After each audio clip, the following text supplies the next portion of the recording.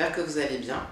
Aujourd'hui, je vais vous parler des perceptions sensorielles ou facultés extrasensorielles, qui regroupent des facultés comme la télépathie, les prémonitions, la clairvoyance, la clairaudience, la clairsentience, la clairolfactive, je ne sais pas si j'en oublie un autre, et clairgustative, apparemment, ça peut être sympa aussi. Voilà, alors tous les clairs, tout ce qui est clairvoyance, etc., c'est lié au domaine quand même de la médiumnité. On précise, donc c'est les liens que l'on a avec les esprits et nous-mêmes. Voilà. En fait, c'est ça qu'il faut garder en tête, c'est que la plupart des facultés extrasensorielles sont liées les uns avec les autres, entre chaque individu, et entre les guides, les esprits, et nous. Donc c'est différent. Le contrôle est différent, la connexion est différente. Donc du coup, c'est un petit peu le bordel, vous allez me dire, oui, on est d'accord, je vais y venir, parce que le bordel, on y est plein. Donc du coup, je vais vous parler de les facultés que je connais, que je possède également. Pas toutes, on va dire exactement, c'est un petit peu compliqué, mais je vais en parler tranquillement. Du coup, nous allons parler des prémonitions, de l'intuition et des rêves prémonitoires et prophétiques. Parce que ça englobe un peu ça, parce que c'est quand même lié. Quand on sent qu'un danger arrive, qu'on va avoir un accident, dont la référence, les films comme Destination Finale, c'est un peu trash, mais bon, c'est pas des choses comme ça qui vont se produire non plus, faut pas exagérer, mais ça met en avant la faculté de rêve prémonitoire. Voilà. Dans tout ce qui est prémonition et vision, il y a également la voyance qui est dedans. La voyance englobe tout. Il y a aussi, comme je vous avais parlé la dernière fois, des supports qui sont utilisés pour la voyance, mais il y a aussi les facultés qui sont d'interprétation, qui sont mises en avant également. Voilà. Donc du coup, les prémonitions, les rêves prémonitoires, rêves prophétiques. Alors les rêves prophétiques, comme j'avais dit, ça met en avant des symboles, comme des animaux, comme des objets qui, pour beaucoup, n'ont pas de sens, mais pourtant apportent un sens assez profond au niveau du sens de la vie que l'on mène ou du sens de la vie des autres. Voilà.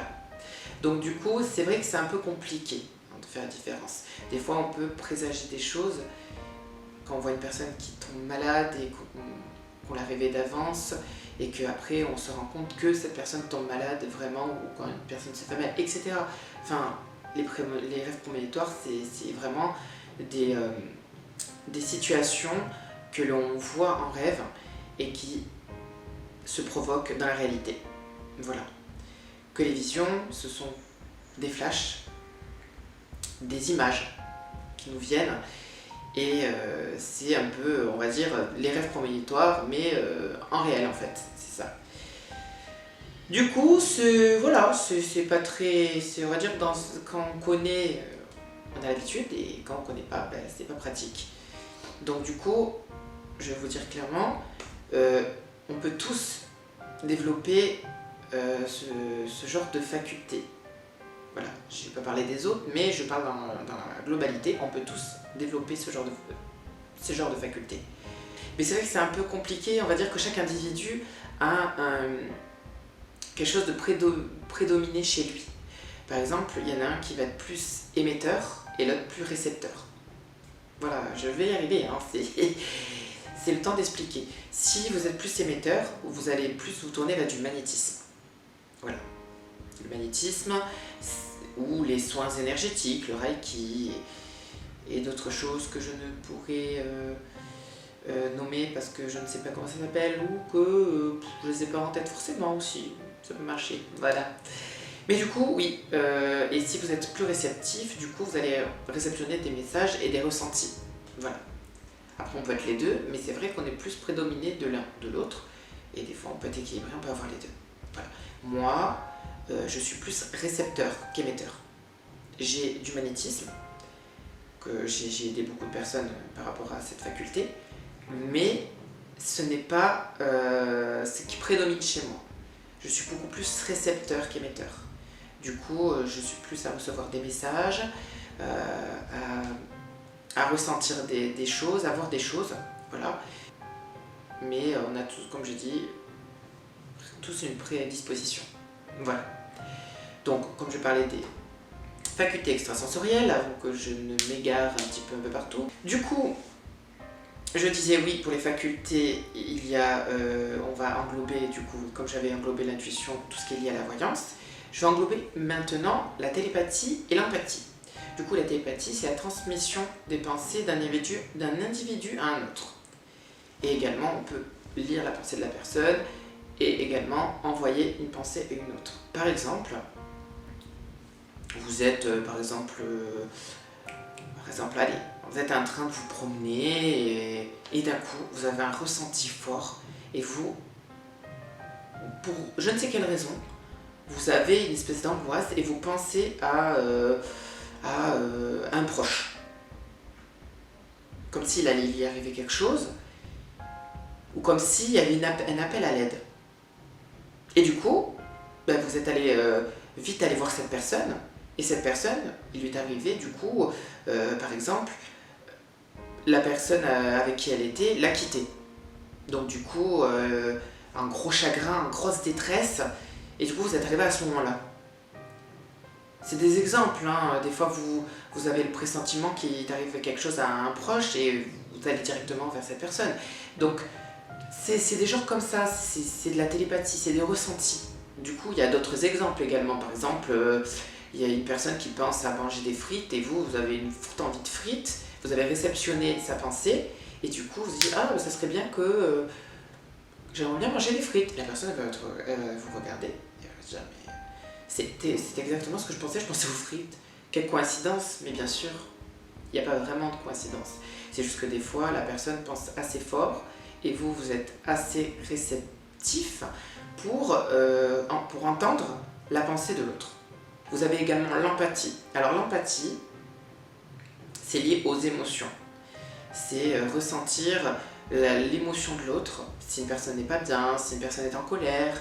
Voilà, c'est vraiment réceptionner l'émotion de l'autre. On peut certainement être affecté par ce genre d'émotion parce qu'on peut croire que c'est nos émotions alors que c'est l'émotion de l'autre. Donc ça peut être perturbant quand on ne connaît pas et c'est vrai que c'est compliqué.